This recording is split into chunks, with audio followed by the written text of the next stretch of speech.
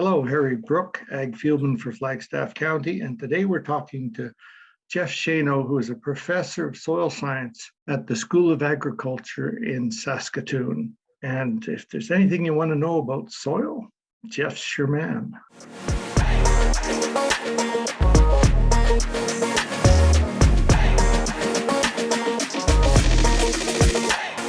You're listening to the official podcast of Flagstaff County. Today we're talking about the situation of drought effects on our soil fertility, as well as what you should be aware of for this spring especially, because there should be some residual nitrogen left in the soil and some other fertilizers too.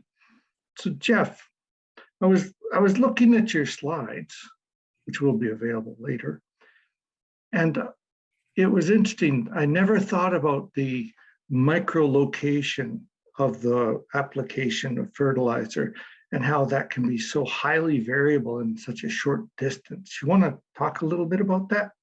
Yeah, sure thing, Harry. And I guess what you're referring to is what we call microscale variability. Yeah. It's variability in nutrient availability over very short distances, over a few centimeters.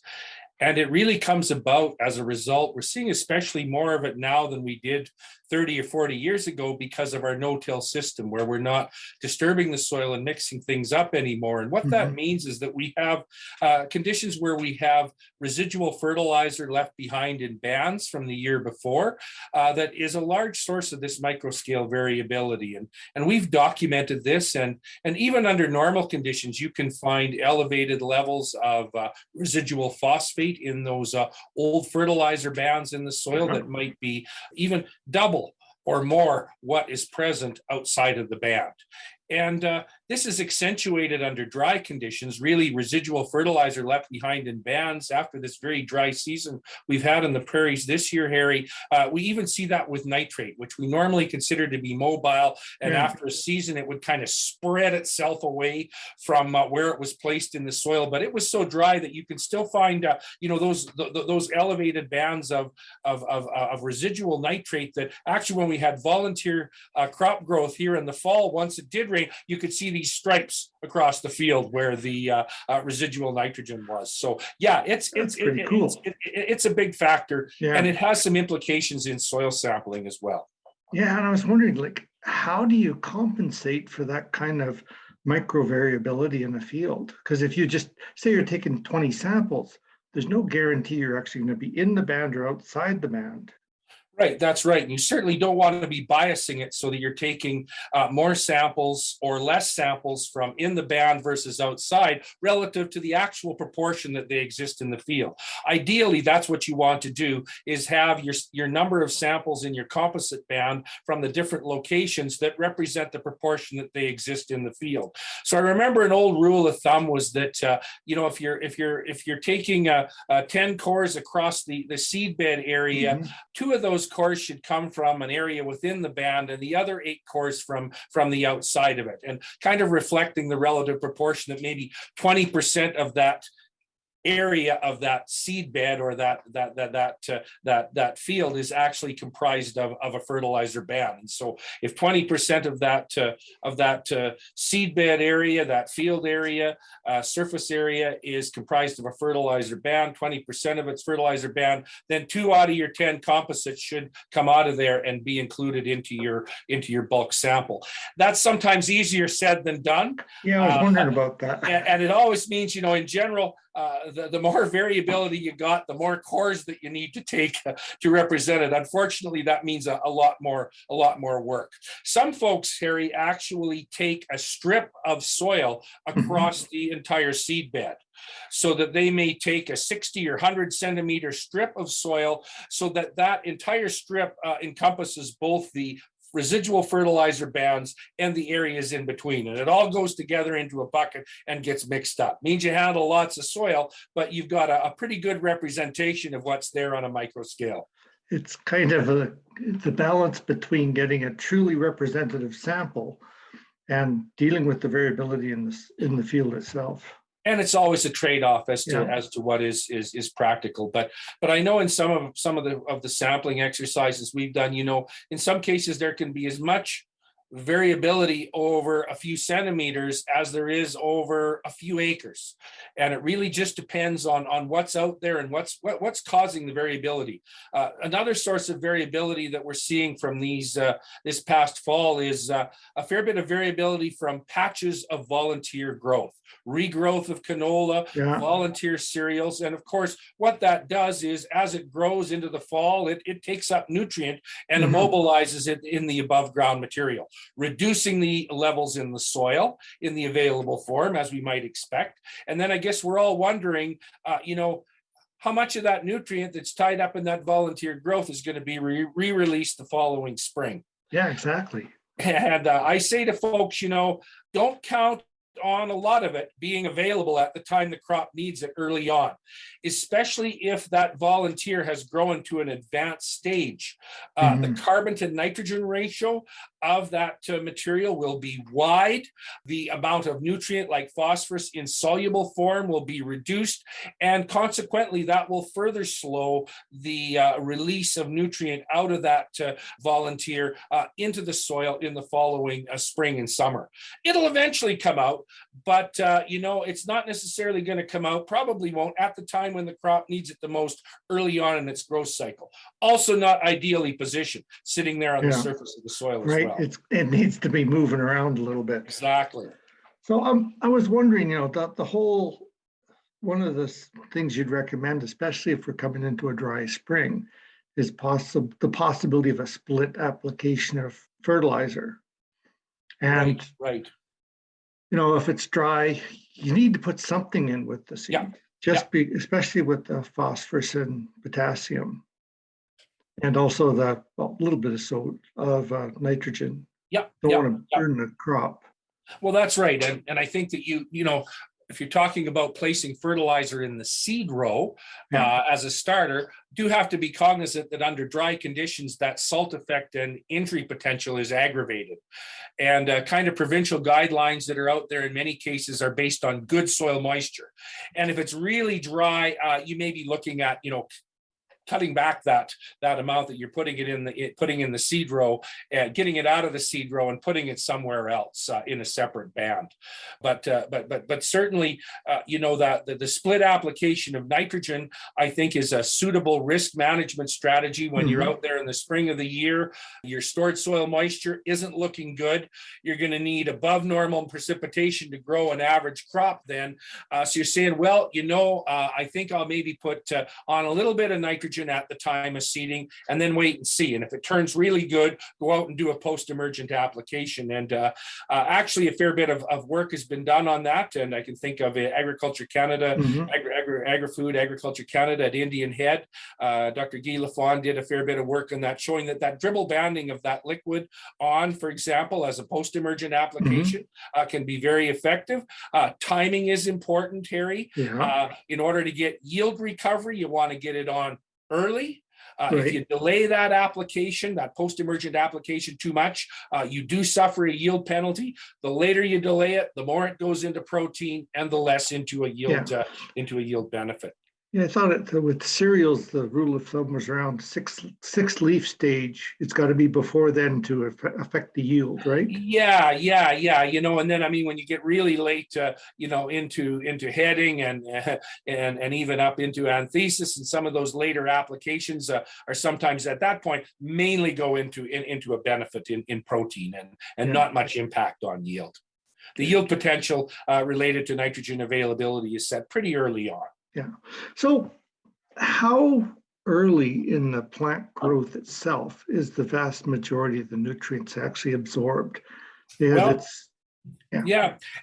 for annual crops, the annual crops that we grow here in Western Canada, the majority of the uptake and some of the highest rates of uptake occur early on in the growth cycle. And I know an old adage I always use and tell my students as an example of that is typically greater than 50% of the phosphorus uptake has occurred by the time 25% of the dry matter has been produced. Okay. So it's taken up early. And I think we all recognize, here in the prairies, the importance of that early phosphorus nutrition, having some phosphorus in the seed row or close by, that the roots of that germinating seed and seedling can access it, that to get that starter or that pop-up effect, that increased early root growth and vigor of the plant associated with that starter nutrient. Phosphorus is the best example, but even potassium and potassium deficient soils, potassium is rather immobile in our soils like phosphorus. Plants take up N, P, and K early on in their growth cycle. So nitrogen's mobile, so that's really not a major concern. But for P and K, you want to have them close by so that the roots of that seedling can access it early on. That's when they really need it. Yeah, biggest bang for your buck. Yeah.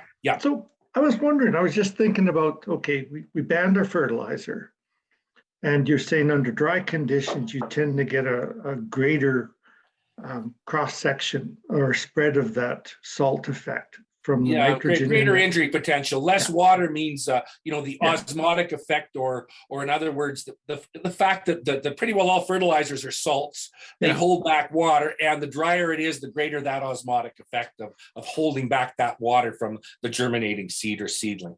I guess the other thing there too, Harry, is also for some of the fertilizers that contain ammonium or ammonia. If you're talking about anhydrous ammonia, of course, under dry conditions, there's less water there to react and convert that ammonia gas into ammonium ions.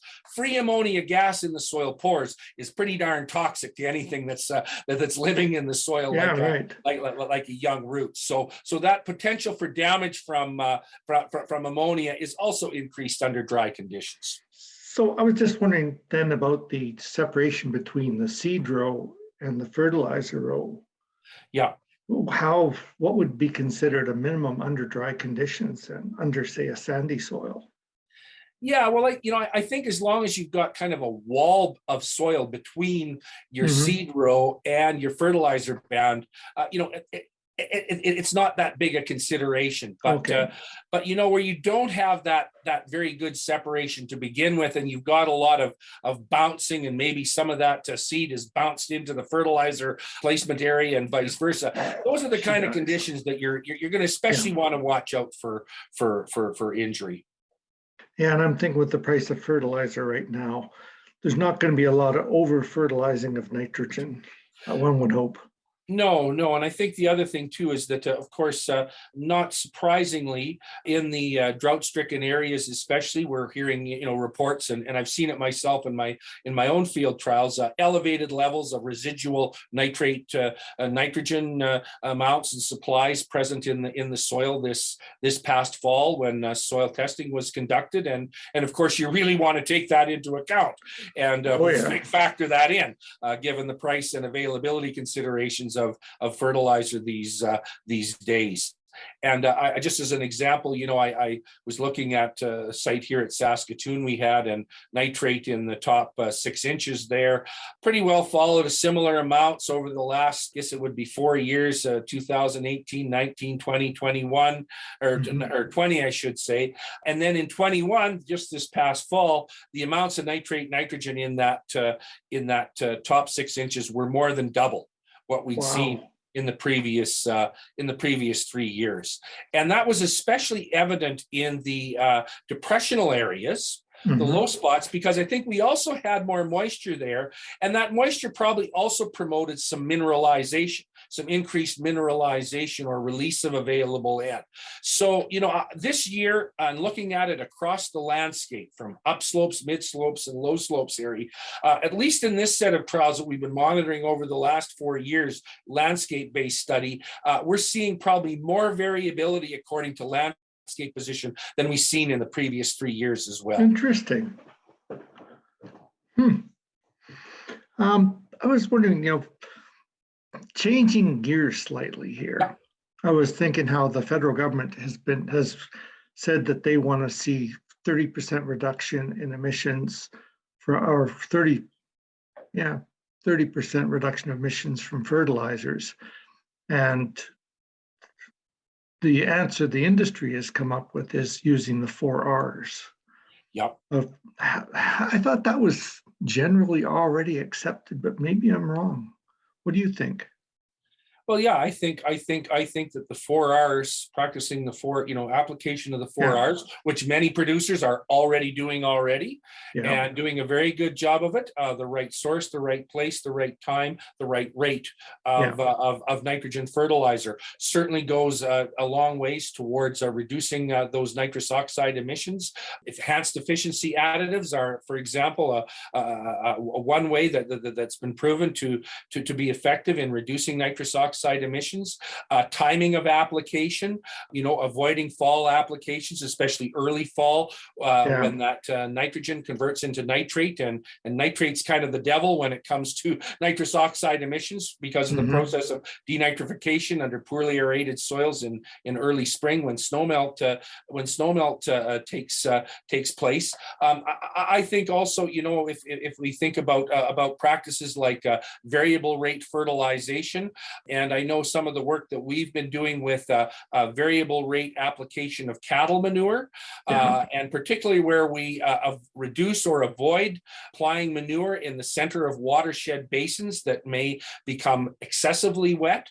We have seen significantly reduced nitrous oxide emissions as a result of that practice. So there's some different anything that we can do that's going to give that crop a better opportunity to access that nutrient when it needs it, to have that nitrogen remain in the form that is not susceptible to producing nitrous oxide gas, applying at a rate that matches crop demand so that we don't end up with a bunch of residual nutrient in the soil. Those are all the kinds of strategies, Harry, that go a long way towards helping reduce those losses through denitrification, and part of that is nitrous oxide emissions.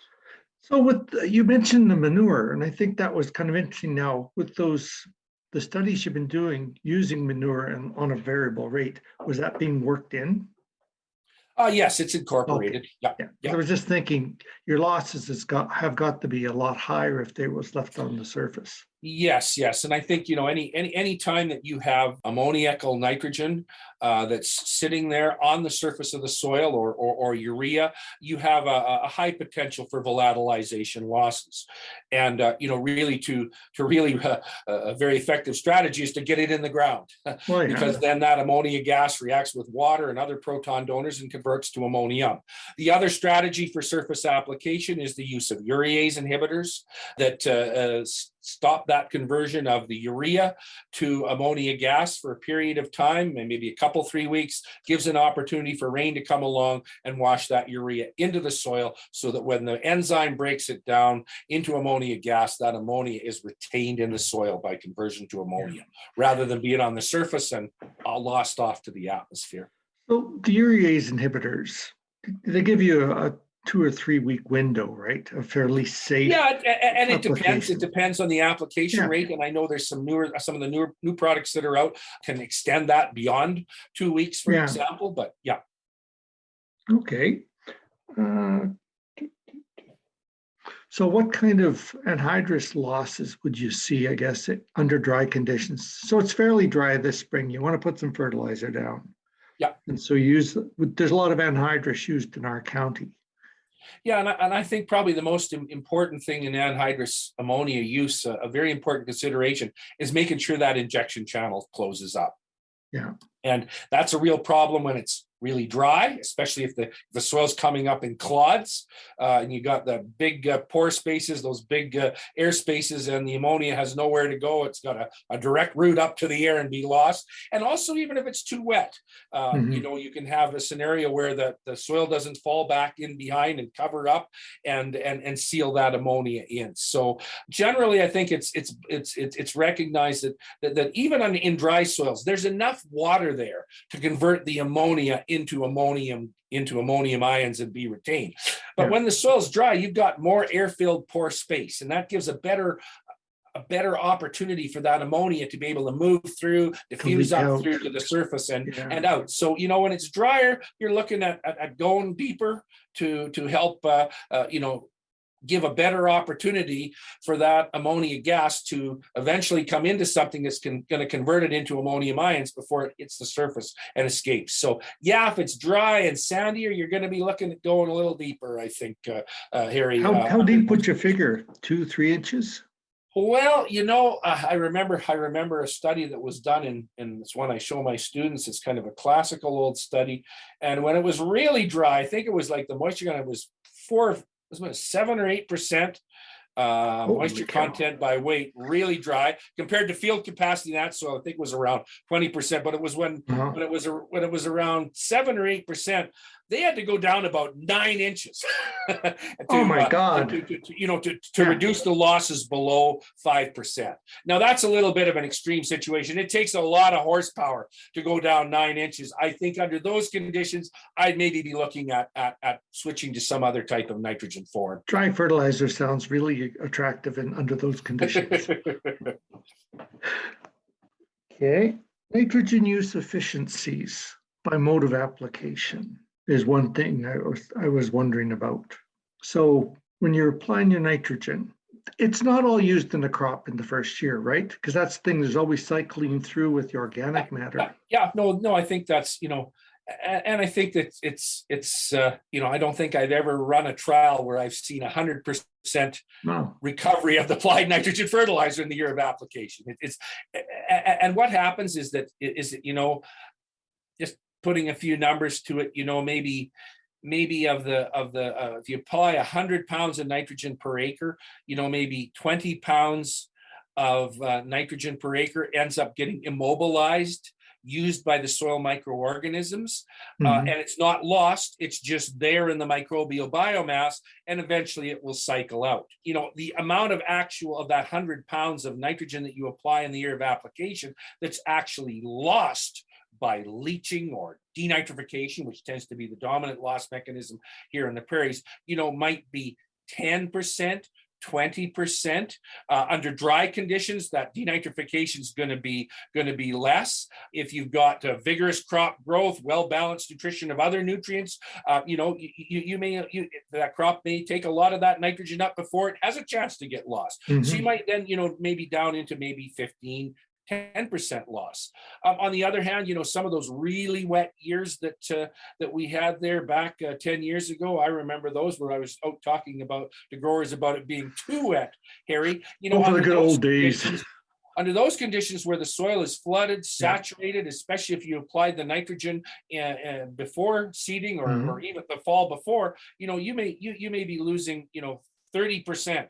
Or 40% of your nitrogen. But under good conditions, if 20% of it or 20 pounds of that 100 goes into the organic matter, it's going to come out again. And even if you lost 20 pounds of it, you've still got 60 there that makes its way into the crop. Yeah. And I know in our trials now, using, again, the 4 R's, placed appropriately at the right rate, time, source, it's not unusual to see 70%, 80% nitrogen recoveries of nitrogen fertilizer.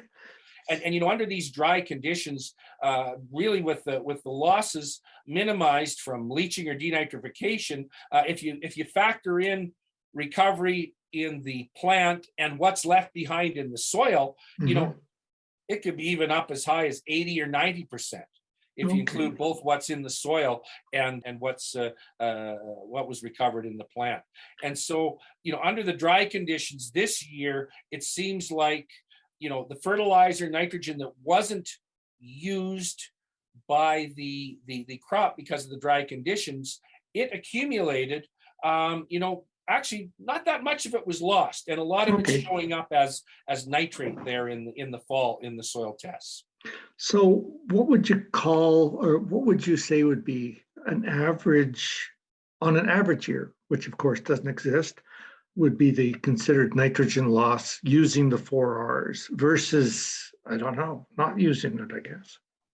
Yeah, well, I would say, using the 4 R's, you should be up around, 70%, 80% recovery under really good management. Over 7, not just lost to the organic matter, but just lost to the atmosphere or leached out.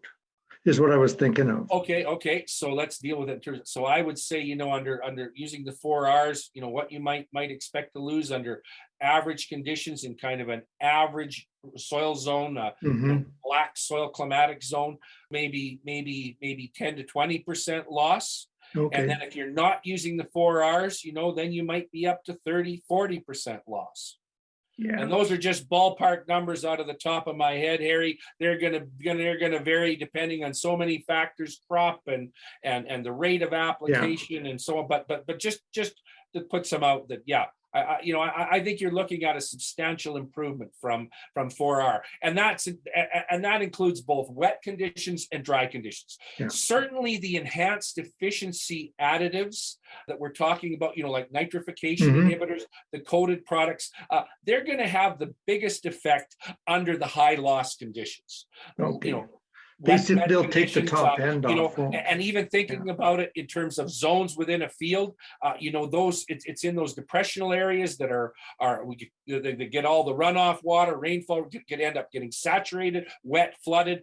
Those are the areas where those enhanced efficiency products, some of them like the coated products, the nitrification inhibitors, are going to have the biggest benefit in reducing losses. On the other hand, you think of the dry upslope areas, the tops of the hills, those are the areas probably where, especially if you're not getting the urea very deep into the soil, a urease inhibitor may be Mhm. most effective. So, you think about variable rate application in terms of varying the rate, maybe it also includes varying the product as well. And maybe that's not so far-fetched, given the sophistication that's out there on our modern seeding and fertilizing equipment. Well, once you've invested in your autonomous tractor and autonomous sprayer and seeder, you can have extra tanks just to put it on as it's going. Yeah. No, you just got to make sure it knows where the rock piles are. Oh, come on, rocks aren't that big a deal. What about sulfur losses? We haven't actually mentioned that. Yeah, so sulfur sitting there in the soil, if you applied a sulfate form and your canola didn't grow so well and left that sulfur behind in the soil as sulfate, it's going to move around in the profile. It Not as much as potentially leak. nitrogen? I don't think it will move as much as nitrogen, and certainly in the C horizon of a lot of our soils, we have calcium, which will react with the sulfate and produce a slightly soluble precipitate. So it's not going to move real deep, but it can move around in the upper part of the profile. But luckily, it's not really susceptible to gaseous losses. Good. Yeah. So it's going to be there. The elemental forms of sulfur, because of the dry conditions, that would have restricted the oxidation, the conversion to sulfate in the dry season we had in 2021. But I think if the moisture comes again and we go back to normal in 2022, that should accelerate the oxidation of that elemental S to sulfate. And the thing about elemental S is it's insoluble, so it really won't move with the moisture. It will stay put In its prill form. Yeah. Well, I remember some work that they were doing at Scott a few years ago where they used elemental sulfur. I don't know what the grind was on the prills, but I remember that it was taking them applying sort of a certain amount every year. It took about the third year before they started seeing any result in the crop. Yeah. No, it's the conversion of elemental sulfur to sulfate is a microbial process, maximized when you've got moist soils, good moisture, and warm temperatures. And sometimes we don't have that in the spring or even throughout the growing season. So that can certainly slow down that oxidation rate. So typically only a portion of it gets converted to the plant available sulfate form in the season of application. And a person has to take that into consideration. And that's why folks use it more as a source to replace the sulfur that's removed every year in crop removal and kind of a long-term soil sulfur maintenance or builder. and looking at sulfate when you need that sulfur in the available form right away. For example, for a high sulfur demanding crop like canola on a soil that is identified as sulfur deficient, Harry. So certainly particle size plays a big role. If the elemental S can be applied or disperse and produce a micron size particle, that will greatly enhance its oxidation rate. Yeah, Dune Poly was doing some work with a micronized product, and it was just before changes in government policy. And I remember he was saying he was actually getting results in the first year, which I thought was highly unusual, but it was just the product formulation, right? Yeah, the product and the year, the conditions, and interesting, we talk about the importance, and I always stress, to get that fertilizer in the ground is typically desirable to increase the crop recovery of the nutrient, the use efficiency of it. But elemental sulfur is kind of the exception to that, because it's one fertilizer product that actually has been shown to work better when it's simply broadcast on the surface and allowed to weather and maximize the contact between the fertilizer and the soil and the microorganisms that are responsible for the oxidation to the sulfate and the weather. Okay, was just when they first came out with the urease inhibitors, and there was a fair bit of work done using them primarily for winter wheat, because that was a way they could actually, and it was before we had a lot of double shoot seeding systems, right? So it seemed to have a really good fit with winter cereals, putting all the nitrogen down with the seed, but yet still being safe and avoiding salt burn. Right. Now that we have so many other choices with these nitrogen products, where else do you see a use for them? Because we're talking about the 4 Rs, and my concern, I guess, is the amount of it protecting it, but still having it available for that early part of the season when you need to maximize nutrient uptake. Yeah, so I mean, the urease inhibitors have been used as safeners to allow higher rates of urea with the seed, as you know, and also the polymer-coated urea certainly is another way to increase the amount of nitrogen that you can safely place in the seed row with the crop, and ensure that early access of nitrogen. I guess for nitrogen, we don't really worry as much about that because it is mobile in the soil, and it will move, gets dragged along with the water that's moving to the root, that process we call mass flow. Whereas the phosphorus, the potassium, it has to diffuse through the soil water and twist and turn around all those soil particles in it. And it means it only moves, typically a few millimeters or a centimeter or two from where it's placed. Whereas with nitrogen, you're talking several centimeters, even, meters. And it's interesting that after those wet years, there was some substantial amounts of nitrate down deep in the profile of many soils in Western Canada.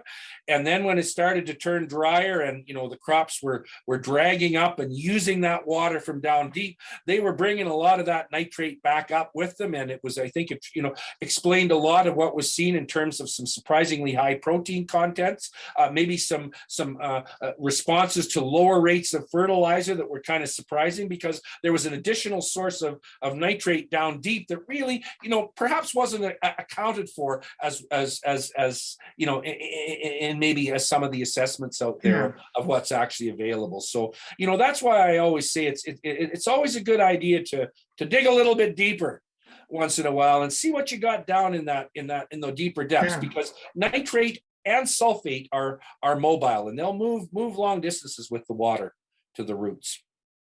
Phosphorus and potassium, they don't move too far. No, they pretty much stay where you put them. Next to the roots that counts. Unless you're a feedlot and you've over fertilized, then you've got mobile phosphorus. Yeah, then you've got it. And even then, when you work out, and we do a lot of studies of of how different managements affect the potential for phosphorus movement in snowmelt runoff. And that's when a lot of the phosphorus moves here on the prairies, is when the snow melts, and the phosphorus dissolved in the snowmelt water from the surface residues and that very surface layer of soil that's thawed out in the early snowmelt period. And so strategies that are effective to reduce that are, for phosphorus fertilization, we found, is to put that phosphorus into the soil rather than to broadcast it and leave it on the surface. But when you work out in kilograms per hectare how much is lost in that run, it actually doesn't work out to much. It's less typically than a kilogram per hectare. So agronomically, it's maybe not that important. But for water quality, it is really important, because it doesn't take much phosphate in a water body to stimulate algal growth and result in that eutrophication, the algal bloom, and some really bad water quality. Okay. You mentioned snow, and that made me think of losses. I don't know if there's many people do it anymore, but there were some people would sort of late in the winter, they would surface apply fertilizer to the snow. And I remember there was some research came out of North Dakota was showing it was a bad idea. Yeah. I think it's a risky practice. And it certainly wouldn't be considered a 4R practice. And the risk, the risk comes from, and there is, the work out of North Dakota, and I've used that in presentations, shows, the lower use efficiency and recovery of that snow applied urea. Of course, the risk is, you really don't have any control of how that melt will occur and where that water is going to go. And I guess if the water all goes in and infiltrates, it'll be okay. Yeah. But sometimes the snow just doesn't go that way. And so you end up with some of that being redistributed off the field. And even in some of the drier areas where they didn't have any snow cover, it was applied in the urea prills would actually blow around themselves and be redistributed. So yeah, it's I think given especially the cost of nitrogen fertilizer that we're facing, the growers are facing this year, you want to be looking at trying to be as efficient as you can in terms of retaining it in the soil and getting it into the roots and into the plant. Okay.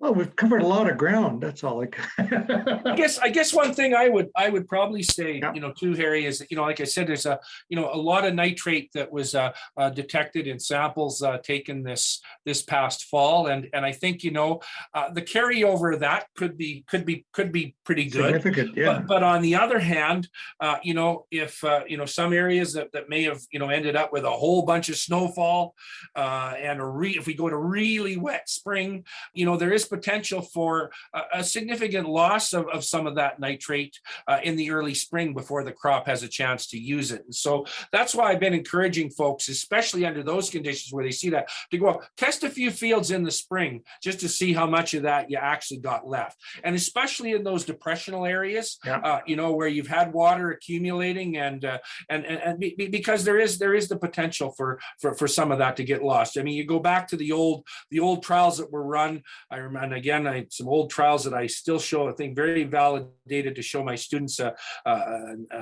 fall applied nitrate, much lower recovery in soil and crop compared to the spring application of nitrate or other fertilizers. And fall application, late fall anhydrous ammonia, about the same as spring. Fall banded urea, not quite as good as spring applied, but not bad. But fall applied nitrate, lot lower recovery, and that so there is the potential for that, some of that nitrate to disappear that's sitting there, and so I encourage people to test a few fields just to check to see what's there.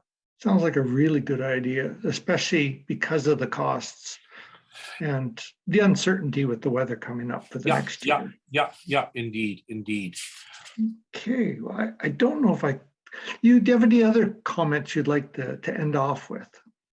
Yeah, I'll maybe just make one comment about pulse crops. Yes. and growing the legumes, the pulse crops on soils with high residual available land.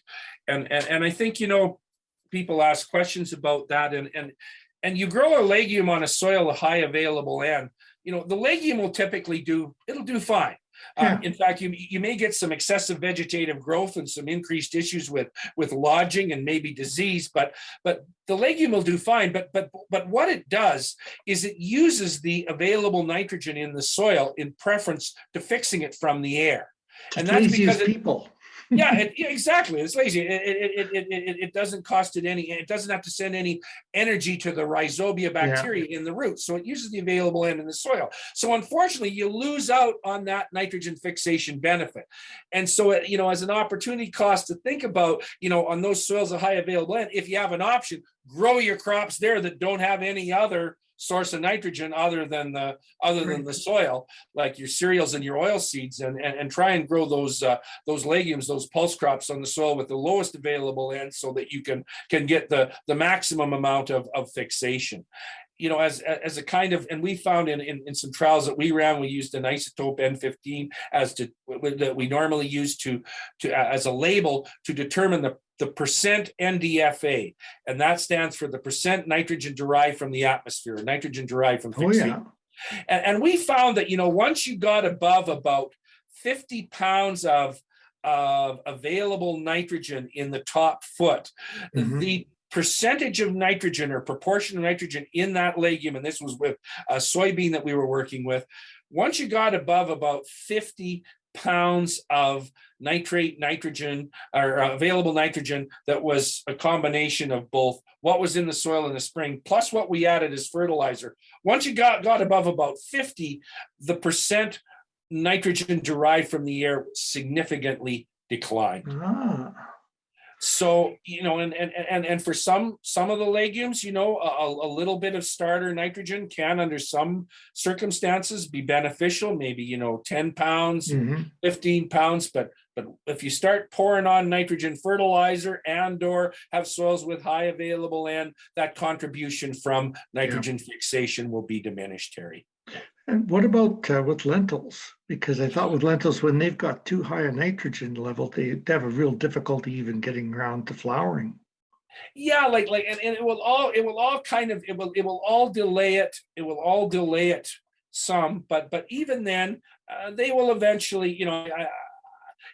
I've never seen. It's got to be pretty high before you would get high available land, before you're going to get into that situation. But I have seen that on fields that have been fallowed and result in really high residual available land after the fallow period, so if you can pick something else, and that's another reason for it. I mean, if it's going to delay maturity, you're going to get a really heavy vegetative growth. That's where I've seen it come into problem with peas, Harry. High available land, really a lot of vegetative growth. Leggy. Lots of vines falling over, and yeah. So you want to pick something else to grow on there, like canola, that's going to really be able to suck up, so to speak, and use that available land in that soil. I have one other question. I just, excuse me, that I thought of, and that's, what would you use as a rule of thumb on a 0.1% of organic matter? How much can you expect? How much nitrogen can you expect from organic matter on a percent basis? Yeah, and I almost hate to make those kinds of predictions. I don't even have the numbers in my head. There's so many factors that can influence that, Harry, because you've got not only the organic matter, the humus of the soil, but you've also got the influence of the previous crop residue, and to what extent that will immobilize some of that nitrogen upon decomposition.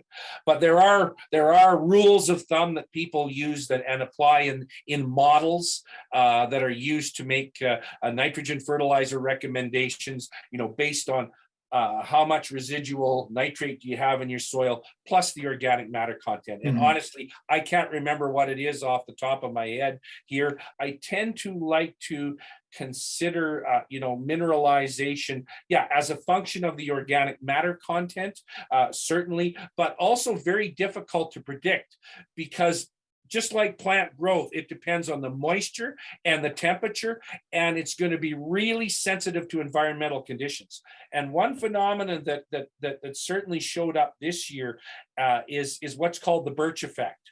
Oh, yeah. And that's a phenomenon where soils that become really, really dry, what happens is a lot of the microorganisms basically die, so to speak, or go into dormancy, and things shut right down. And then when the moisture comes, or rain, and the soil is re-wetted, the soil bursts to life, so to speak. And there's all this substrate that causes this burst of mineralization or release of available nitrogen from the organic matter. And actually has been showing up and been a factor in and can explain some really high available N levels in soil samples taken this fall, higher than even what could be attributed to or worked out on the basis of a balance of what the crop took up and what should be left behind. Whoa, there's more there. Where did that come from?